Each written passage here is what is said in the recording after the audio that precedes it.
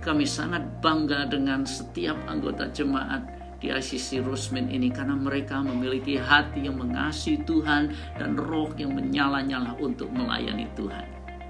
Buat saya ICC Rosemead itu seperti keluarga, yang dimana saya merasakan kehangatan, keharmonisan, yang membuat saya bisa melihat kebaikan Tuhan, melihat kesetiaan Tuhan di dalam jemaat ICC Rosemead ini.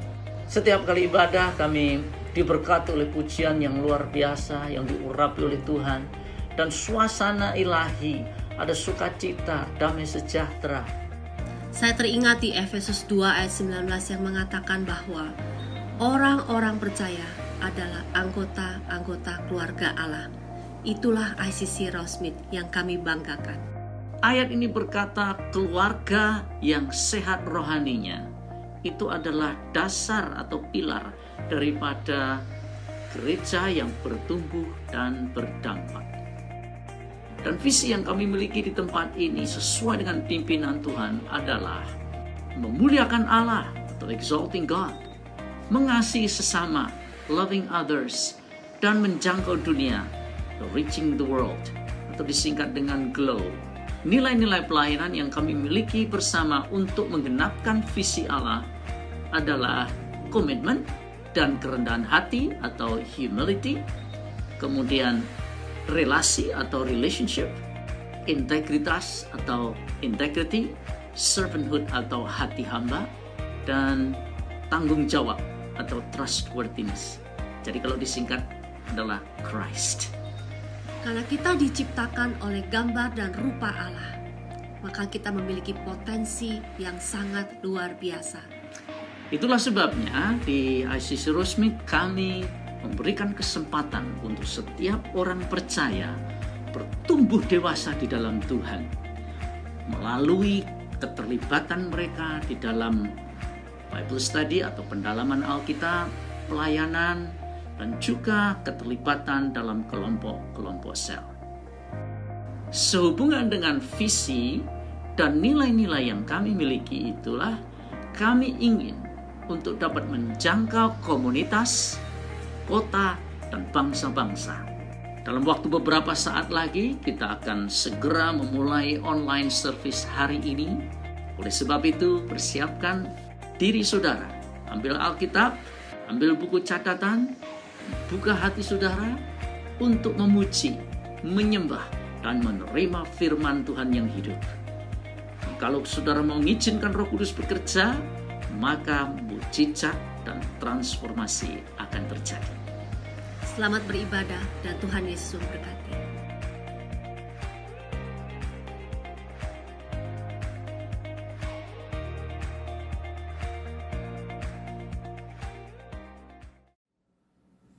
Selamat datang, selamat berjumpa kembali dalam ibadah online pada saat ini. Saudara, kami mengucap syukur dan kita semua mengucap syukur karena Allah ada bersama-sama dengan kita. Shalom! Siapa yang diberkati pada saat ini, saudara? Saya diberkati, keluarga kami diberkati. Mari kita mau sembah dan kita mau puji Dia sebagai satu pengungkapan syukur kita kepada Tuhan. Kita mau angkat tangan kita mau puji Dia, Allah semesta alam, di dalam Yesus Kristus Tuhan. Haleluya!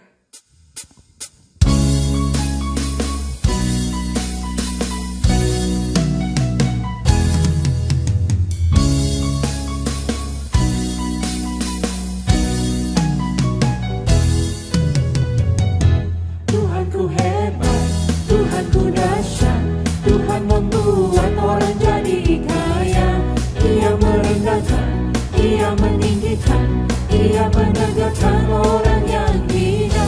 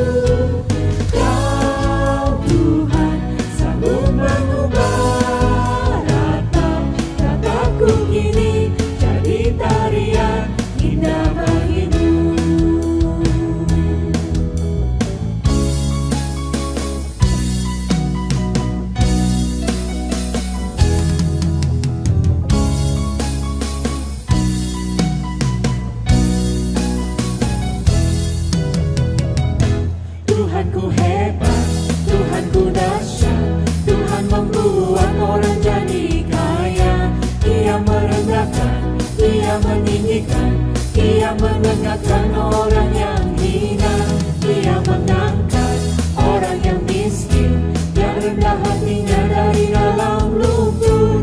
Ia mendudukkan orang pilihannya bersama dengan para bangsawan. Tuhanku hebat, Tuhanku dahsyat, Tuhan membuat orang jadi kaya. Ia merendahkan, Ia meninggikan, Ia menegakkan orang yang hina. Ia mengangkat orang yang miskin, yang rendah hatinya dari dalam lumpur. Ia mendudukkan orang pilihannya bersama dengan para bangsawan. Kau Tuhan sanggup mengubah air menjadi anggur, anggur yang manis dalam hidupku.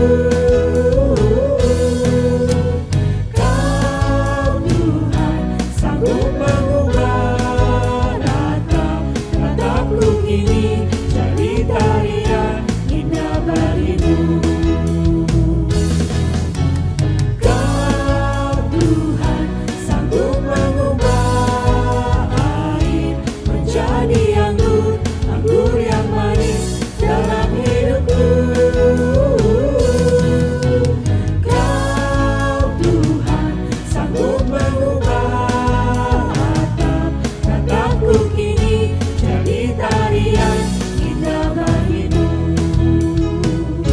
Mengubah air menjadi anggur manis bagiku. Mengubah ratap jadi tarian indah bagiku.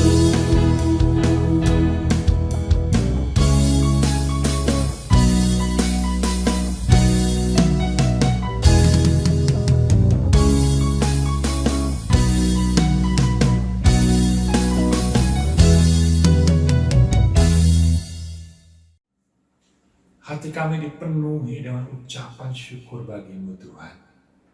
Karena karya keselamatanmu, pengampunan-Mu, kasih-Mu di dalam hidup kami tidak pernah berkesudahan Tuhan. Hati kami, mata kami akan terus memandang kepada Engkau Yesus. Tidak satu pun dapat memisahkan kami dari kasih-Mu Yesus. Kau Allah yang baik, Kau Allah yang luar biasa. Kami mencintai Engkau Yesus.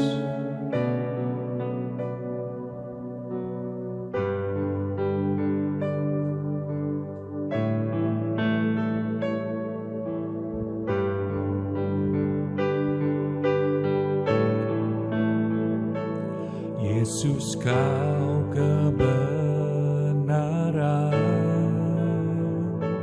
yang menyelamatkanku. Kau memberikanku hidup dan pengharapan.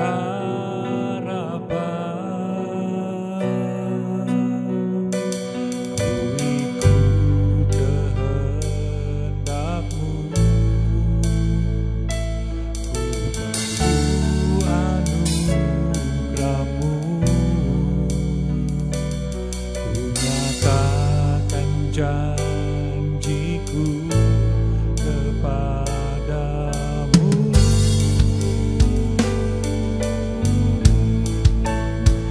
Kalau ku hidup bagimu, hatiku tetap menyembahmu. Dunia tak bisa menjauhkanku dari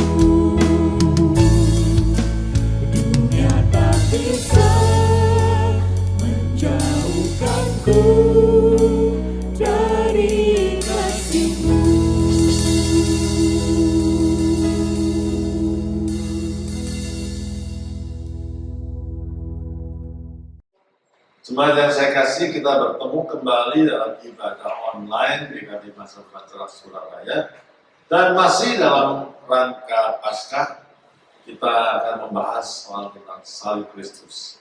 Untuk apa Yesus Kristus mati di salib? Saudara, sebelum kita membahas tentang pengalaman salib Kristus dan apa manfaatnya bagi kita semuanya, perlu saya ingatkan bahwa dasar atau fondasi daripada iman kekristenan kita bukan hanya pada ajaran Yesus Kristus, bukan hanya apa yang Yesus ajarkan yang bisa kita baca di dalam Alkitab, tetapi juga yang kedua yang jadi dasar atau fondasi iman kekristenan adalah apa yang Yesus alami, apa yang Yesus lakukan dalam kehidupannya, dan dalam hal ini adalah bagaimana dia mati di kayu salib untuk menebus dosa manusia. Ini menjadi satu fondasi yang sangat penting dalam kehidupan orang beriman. Ini sangat penting, dan pada hari ini saya akan menjelaskan kepada saudara bahwa salib Kristus bukan hanya menyangkut masa lalu saja, tapi kuasa salib Kristus itu berkenaan juga dalam kehidupan kita sekarang ini, bahkan masa yang akan datang. Dan banyak orang tidak melihat dimensi atau betapa luasnya dampak daripada pekerjaan Yesus di kayu salib. Itu yang akan kita bahas. Nah, seorang hamba Tuhan yang bernama Watchman, dia mengatakan keselamatan itu memiliki 3 dimensi, yaitu dimensi masa lalu, kita telah diselamatkan, tapi juga dikatakan oleh Watchman bahwa keselamatan itu juga menyangkut keadaan masa kini, kita sedang diselamatkan, dan akhirnya keselamatan itu bermasa yang akan datang. Kita akan diselamatkan, di mana keselamatan itu akan mencapai klimaksnya dalam kehidupan orang percaya. Nah, mari kita lihat satu persatu tentang fungsi atau manfaat salib Kristus dalam kehidupan setiap orang percaya, dan biarlah kuasa salib itu kita mengalaminya sehingga kita bisa memiliki satu kehidupan yang luar biasa, diubahkan bukan karena kehebatan kita, tapi karena kuasa salib Kristus. Yang pertama yang harus kita sadari, yaitu Yesus mati di kayu salib untuk menunjukkan betapa besarnya kasih Tuhan kepada orang berdosa. Saudara, pernahkah saudara merasa disayangi oleh Tuhan? Banyak orang menjadi Kristen mungkin karena temannya ada di gereja. Banyak orang ikut Tuhan karena berkatnya. Banyak orang juga ikut Tuhan karena dia suka nyanyi dan lain sebagainya. Tetapi pernahkah sebagai orang Kristen engkau merasa disayangi oleh Tuhan? Ini yang harus kita sadari. Dalam Roma pasal yang kelima ayat yang ke-7 dikatakan, sebab tidak mudah seorang mau mati untuk orang yang benar, tetapi mungkin untuk orang yang baik ada orang yang berani mati. Perhatikan ayat yang ke-8, akan tetapi Allah menunjukkan kasih-Nya kepada kita oleh karena Kristus telah mati untuk kita ketika apa?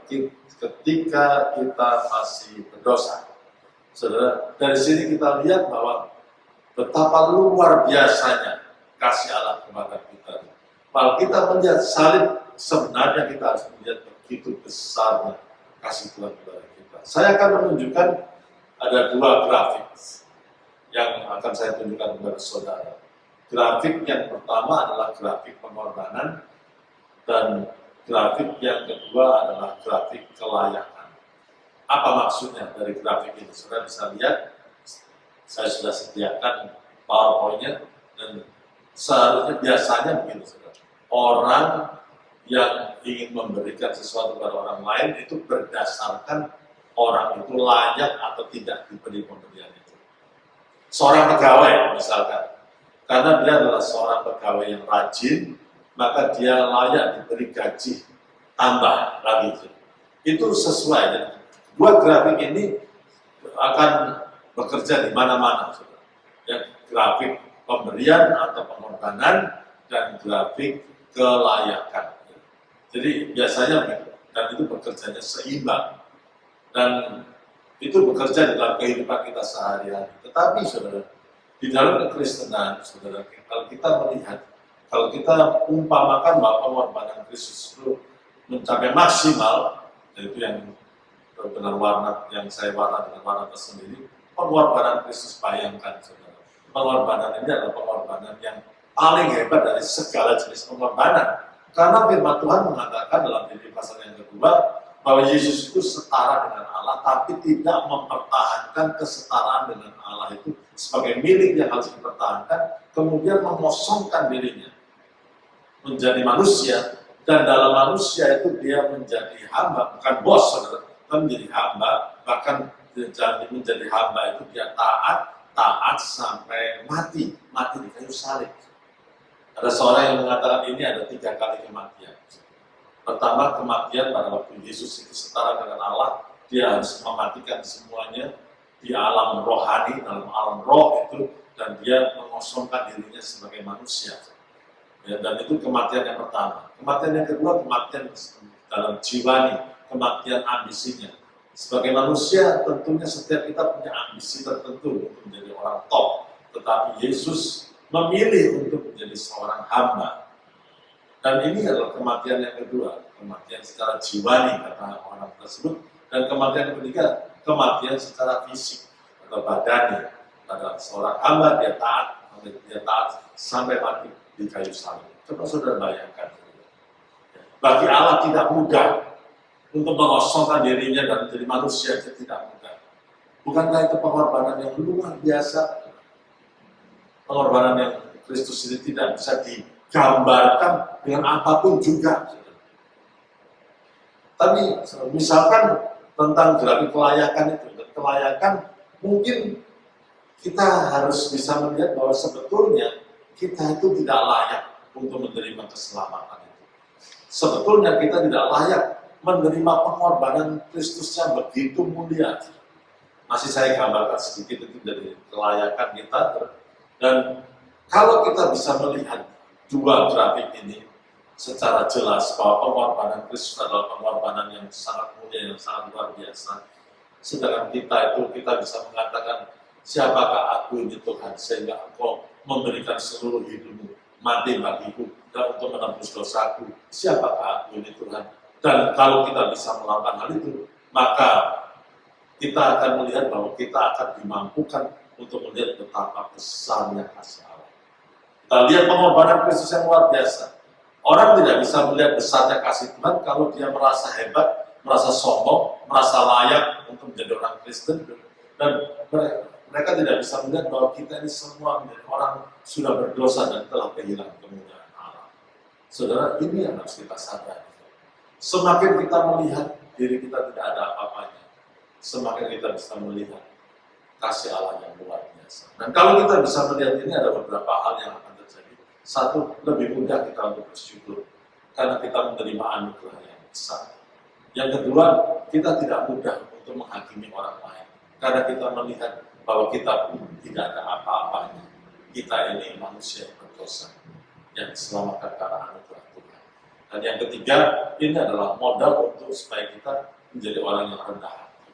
Saudara, kita tidak bisa mengusahakan diri kita rendah hati tanpa kekuatan daripada Roh Kudus, tanpa kekuatan dari salib Kristus.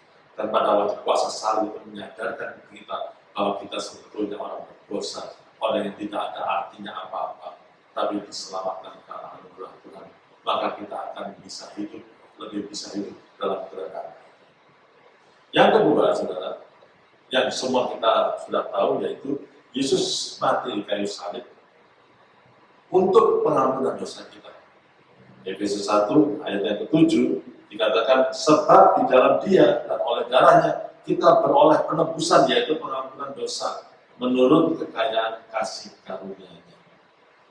Semua orang tahu bahwa Yesus mati di kayu salib supaya dosa kita diampuni. Saudara, tahukah saudara bahwa masalah di dunia, masalah di muka bumi ini bukan masalah psikologis saja, bukan masalah keuangan, tapi masalah di muka bumi ini adalah masalah dosa. Dan itu yang merusak segala sesuatu. Kita harus sadar bahwa dosa itu mempunyai daya hancur yang luar biasa.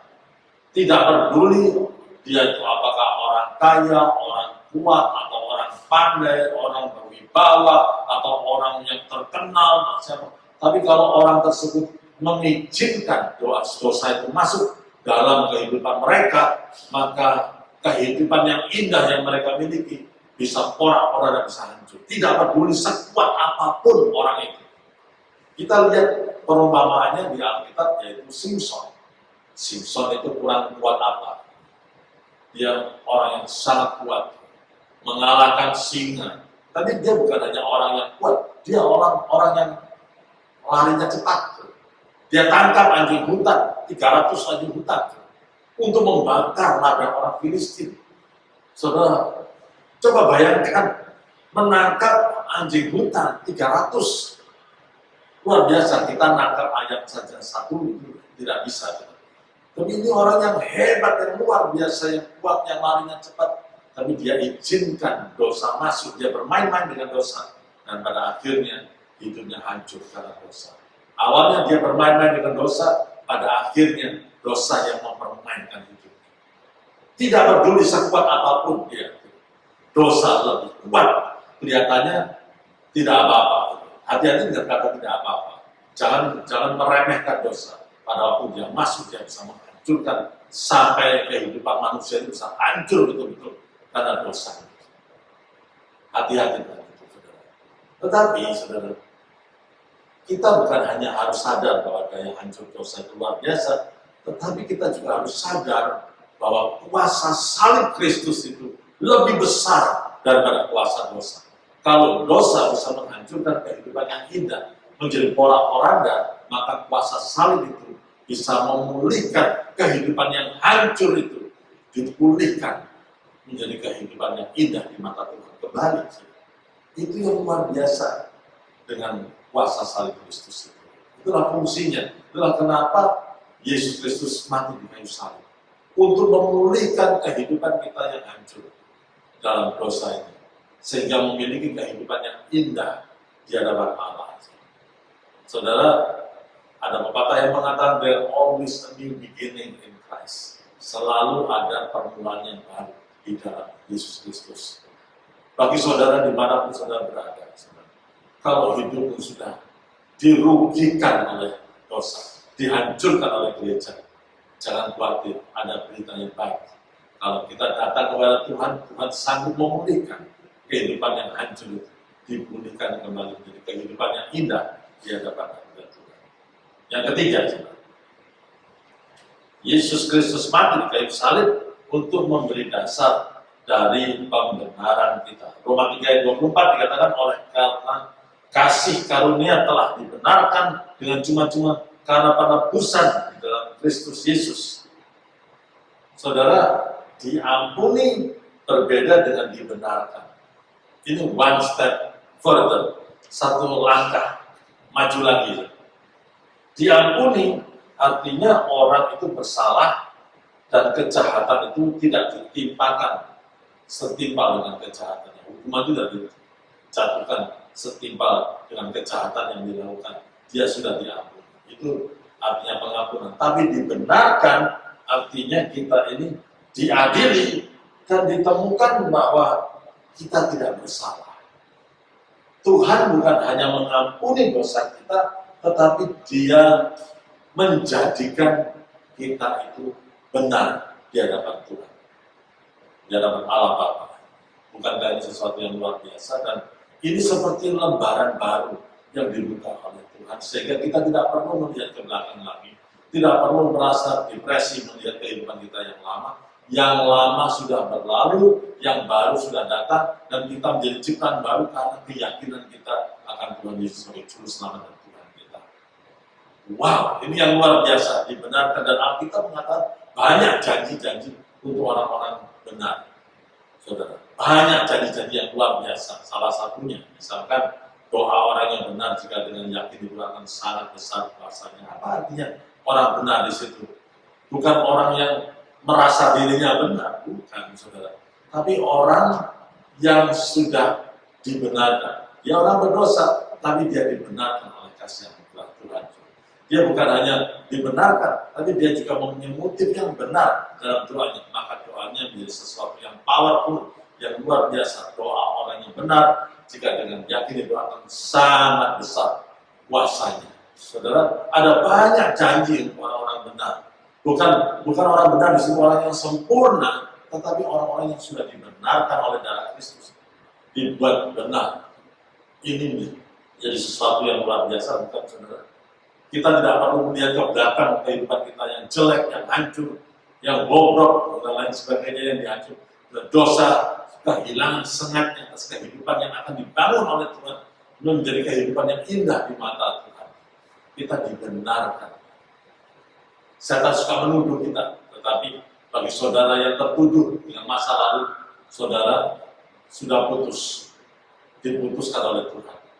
Dosa kita diampuni, itu sudah menjadi sesuatu yang luar biasa, dan kita akhirnya dibuat benar.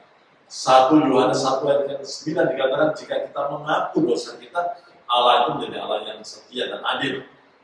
2 hal yang akan dia lakukan, dia mengampuni segala dosa kita. Yang kedua, dia menyucikan kita dari segala kejahatan.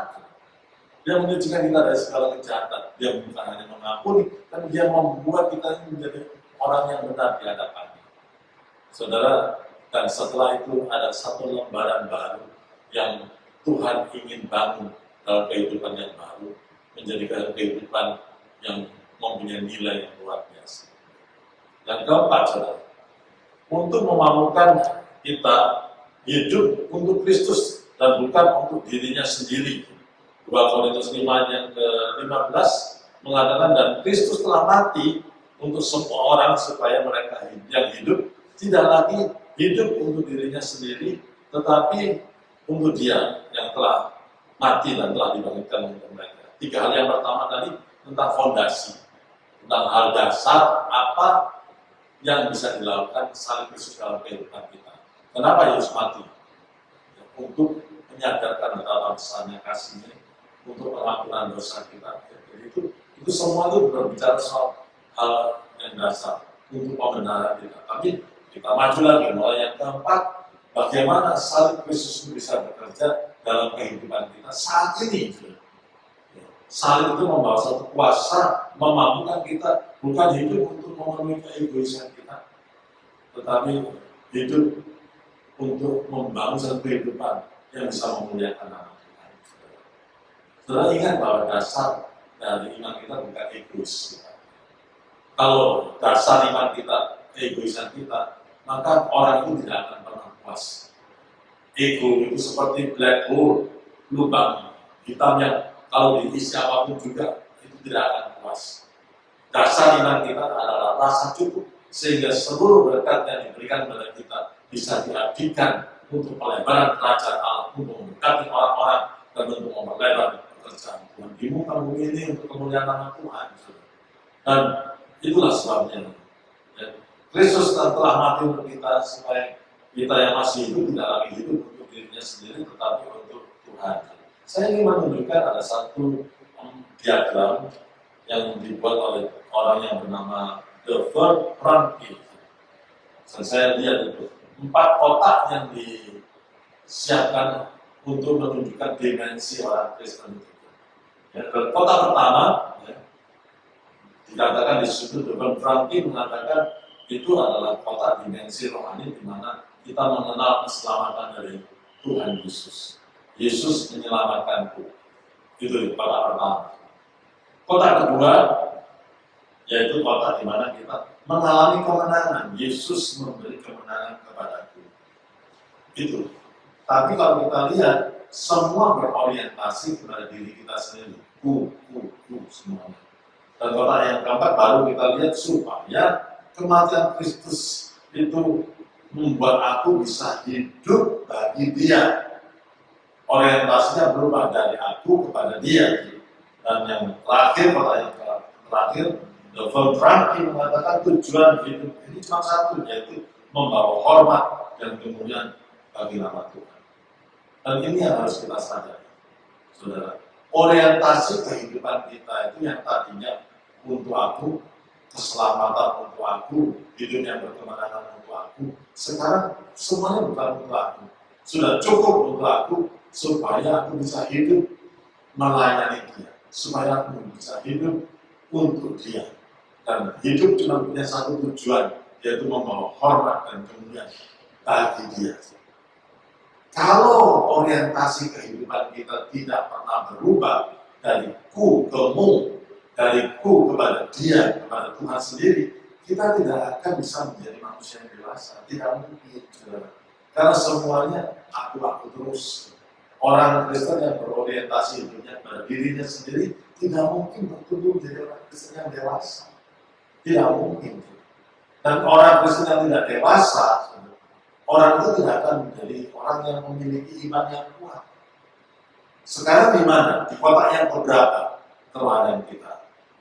Dan kemungkinan banyak orang yang mungkin kota pertama ataupun kota kedua mengalami kemenangan yang luar biasa, mengalami mujizat Tuhan, tapi tidak pernah ingin memberikan hidup ini supaya bisa dipakai Tuhan untuk kemuliaan. Orientasi itu harus berubah.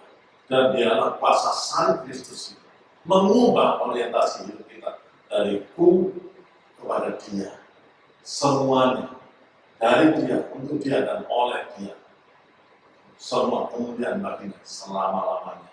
Saudara, kalau kita semuanya untuk diri kita sendiri, kita tidak akan pernah puas. Justru kebahagiaan muncul kalau kita bisa melakukan sesuatu untuk kemuliaan Allah. Yang kelima, Yesus mati di kayu salib untuk membebaskan kita dari kesia-siaan. 1 Petrus 1 ayat 18 dikatakan, sebab kamu tahu bahwa kamu telah ditebus dari cara hidupmu yang sia-sia yang kamu warisi dari nenek moyang. Apa itu sia-sia? Sia-sia belum tentu salah, tetapi sia-sia itu adalah aktivitas yang mungkin tidak salah, tapi tidak bisa membawa satu meaning atau arti yang bisa memuaskan jiwa kita. Itulah sia-sia. Sia-sia adalah perbuatan yang kita lakukan yang pada akhirnya tidak menguntungkan kita, tidak membawa keuntungan yang maksimal. Akhirnya kita rugi yang semuanya itu. Dan itu yang harus kita sadari, bahwa setiap kita itu harus menguji apa yang kita lakukan ini, apakah berarti atau tidak berarti, atau diwarnai dengan kesia-siaan. Saudara, olahraga misalnya, itu penting atau tidak? Penting. Olahraga itu sangat penting. Tapi kalau olahraga saja, toh kita ya nanti akan tua, dan kita akan mati. Dan kalau kita mati, kalau cuma kita mengutamakan olahraga saja, saudara, percuma. Tetapi bagaimana mengubah kesia-siaan itu menjadi sesuatu yang sangat berarti. Bagaimana? Caranya mudah, saudara. Kalau saudara ingin mengubah sesuatu yang sia-sia itu menjadi sesuatu tindakan yang penuh arti, harus kita kaitkan dengan kekekalan, saudara. Harus apa yang kita lakukan sekarang itu punya kaitan dengan alasan yang bersifat kekal. Olahraga itu penting ya untuk hidup sehat, tapi hidup sehat selama di dunia ini. Kalau cuma itu saja, ya cuma sampai di situ saja. Tetapi kalau kita hidup sehat, supaya kita bisa memiliki umur yang lebih panjang, supaya kita bisa lebih banyak mendoakan orang-orang dan sahabat-sahabat kita yang lain, saudara, itu perbuatan itu menjadi tidak sia-sia. Karena memiliki nilai yang bersifat kekekalan. Kita sehat, puji syukur kepada Tuhan. Tapi kalau kita sehat, kita bisa menguatkan orang lain. Kita bisa menjadi berkat bagi orang lain. Kita bisa mendoakan orang lain. Maka orang itu akan diberkati. Orang itu akan mengenal Tuhan dengan lebih baik. Orang itu akan berubah karena sikap kita kepada mereka. Itu yang akhirnya membawa sifat kekekalan. Saudara, kaitkan setiap apa yang saudara lakukan, setiap apa yang saudara rencanakan dengan alasan yang bersifat kekal. Kita akan dibebaskan dalam kesia-siaan. Dan salib Kristus itu dia bekerja di dalam kita untuk bisa melihat ada nilai-nilai kekal yang harus kita embrace, yang harus kita pegang. Dan pada waktu kita melakukannya, kita lakukan bukan untuk sesaat, tapi keuntungan di masa yang akan datang. selama-lamanya. Ya. Yang keenam, Yesus Kristus mati di kayu salib untuk menciptakan satu umat yang rajin melakukan kebaikan. Titus 2 ayat 14 mengatakan yang telah menyerahkan dirinya bagi kita untuk membebaskan kita dari segala kejahatan dan untuk menguduskan bagi dirinya suatu umat kepunyaannya sendiri yang rajin berbuat baik. Kuasa salib Kristus itu memampukan kita untuk memunculkan kebaikan di dalam kehidupan kita. Nah, saudara perlu disadari bahwa perbuatan baik di sini itu bukan dasar untuk kita diterima oleh Tuhan. Perbuatan baik ini bukan untuk supaya kita diselamatkan karena perbuatan baik kita, tidak. Bukan dasar dari penerimaan Tuhan untuk supaya kita diselamatkan, tidak. Tetapi perbuatan baik di sini adalah buah dari penerimaan Tuhan atas hidup kita yang sudah hancur karena dosa, dan pada waktu kita datang, kita percaya bahwa Tuhan mengampuni dosa kita dan menyelamatkan hidup kita, maka akhirnya ada transformasi yang luar biasa yang terjadi dalam kehidupan kita, sehingga kita bisa memunculkan perbuatan baik dari Tuhan kepada orang lain. Kita mengatakan bahwa biarlah perbuatan baik nyata di depan semua orang, supaya mereka memuliakan Bapamu yang di surga. Bagaimana hidup kita bisa dipakai menjadi saksi Kristus? Ya, perubahan, harus ada perubahan dan bisa menunjukkan kebaikan yang dari Tuhan. Ada seorang ibu yang datang pada saya karena Pak Andreas, yang penting itu suami saya itu masuk surga karena sudah percaya Tuhan. Dia memang orang yang keras, sulit untuk bisa berubah, tapi yang penting tidak apa. Yang penting dia percaya sama Tuhan di surga. Dia kalau mati dia masuk surga. Salah saya mengatakan. Orang yang percaya Kristus yang menjadi ciptaan baru, yang lama sudah berlalu, yang baru sudah tiba. Dia akan mengalami transformasi, perubahan dalam kehidupannya. Nah, kalau dia tidak berubah, perlu dipertanyakan pertobatannya. Saudara, are you a good man? Apakah saudara orang baik? Jangan kata diri saudara sendiri, apakah saudara orang baik kata istri saudara? Apakah saudara orang baik kata suami saudara? Apakah saudara orang tua yang baik kata anak-anak saudara? Biarlah orang lain yang memuji. Dan kalau saudara orang lain bisa merasakan kebaikan saudara, mereka akan memuliakan Bapa yang di surga. Yesus mati untuk mewujudkan perbuatan baik dalam diri kita, supaya nama Tuhan dipuji dan disembah. Yang ketujuh, untuk menyelamatkan kita dari zaman yang jahat. Kuasa Kristus menyelamatkan kita dari kejahatan pada zaman ini. Galatia 1 ayat yang keempat dikatakan, yang telah menyerahkan dirinya karena dosa-dosa kita untuk melepaskan kita dari dunia yang jahat yang sekarang ini menurut kehendak Allah dan Bapa kita. Saudara, bagaimana saudara? Dunia ini bertambah jahat ya. Dan Alkitab melukiskan bahwa dalam 2 Timotius 3 yang pertama dikatakan pada hari-hari terakhir akan datang masa yang jahat, masa yang sukar sekali. Gambarannya bagaimana?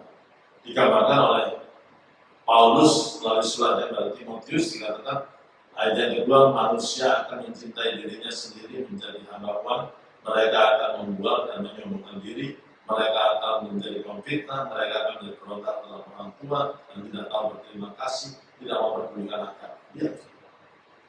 Masyarakat bisa begitu lihat. Tidak tahu mengasihi, ayat yang ketiga, tidak mau berdamai, suka menjelekan orang, tidak mau menekan diri, karena tidak suka yang baik, hanya yang benar, suka mengkhianat, tidak berpikir panjang, belakang tahu, lebih menurut hawa nafsu daripada menurut Allah. Saya coba bayangkan, dunia ini dikuasai oleh si jahat, dan kalau tidak hati-hati, manusia bisa dicengkram oleh pekerjaan roh jahat itu dan menjadikan manusia itu manusia yang sangat sulit, seperti yang digambarkan Rasul Paulus lalu dia menulis suratnya kepada Timotius. Dan ayat kelima lebih parah lagi, secara lahiriah mereka menjalankan ibadah mereka.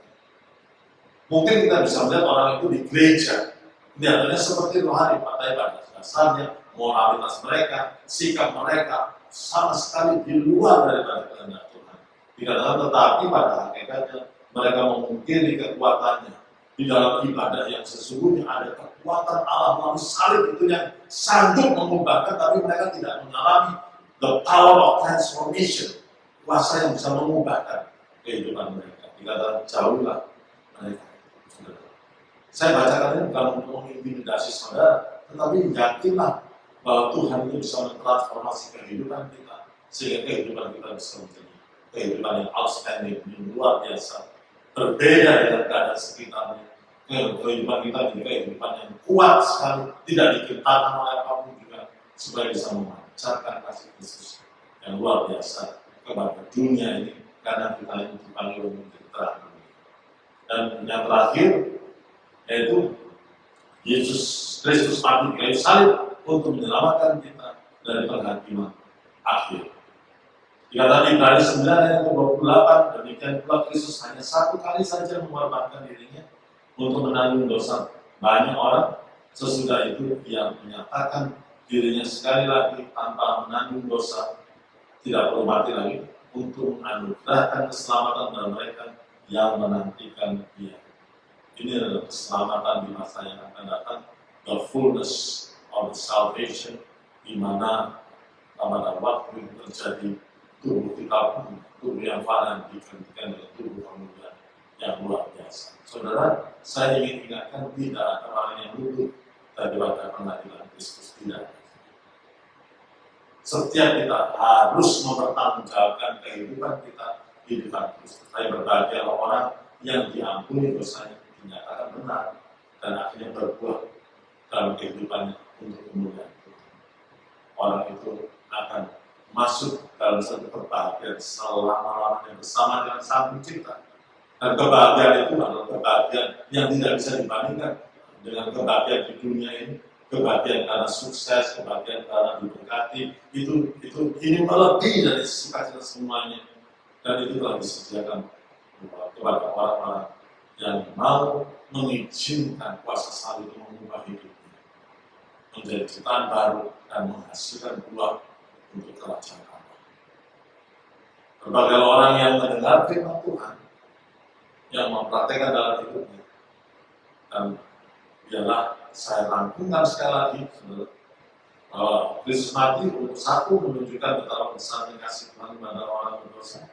Dua, untuk mengampuni dosa kita. Yang ketiga, memberi dasar untuk pembenaran kita. Yang keempat, memampukan kita hidup untuk Kristus dan bukan hanya untuk diri kita sendiri. Membebaskan kita dari kesia-siaan, menciptakan segala menjadi satu umat yang rajin berbuat baik untuk menyelamatkan kita dari zaman yang jahat ini, dan yang terakhir menyelamatkan kita dari penghakiman akhir. Biarlah kuasa salib bekerja di dalam kita, menjadikan kita orang Kristen yang lebih dewasa, lebih kuat dalam menghadapi masa-masa yang tidak dapat pada saat ini. Tuhan Yesus memberkati.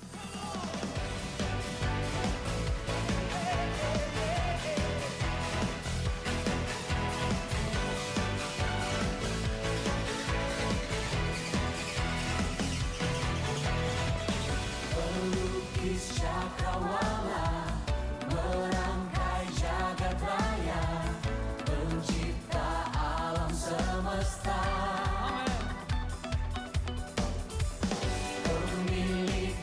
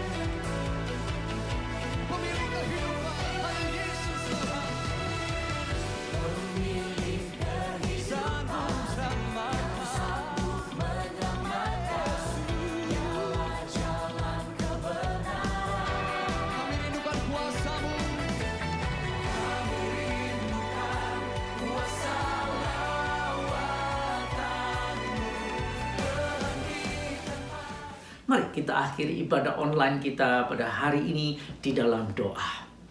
Tuhan Yesus, hamba mengucap syukur bahwa kesaksian firman yang hidup itu terjadi dalam kehidupan umat-Mu. Kami mengucap syukur bahwa Engkau tetap mengadakan mujizat sampai saat ini. Biarlah Tuhan, hamba berdoa saat ini untuk setiap anak-anak-Mu. Apapun yang mereka alami, berikan mereka kemenangan. Yang sakit Tuhan sembuhkan, yang lemah Tuhan kuatkan, yang letih Tuhan segarkan. Di dalam nama Yesus. Jemaat yang terkasih, mari kita terima berkat Tuhan. Terimalah damai sejahtera yang daripada Allah Bapa, kasih yang di dalam Yesus Kristus, dan persekutuan yang manis dengan Roh Kudus menyertai kita dari hari ini sampai Yesus datang kembali. Maranatha, semua yang mengasihi Tuhan katakan amin.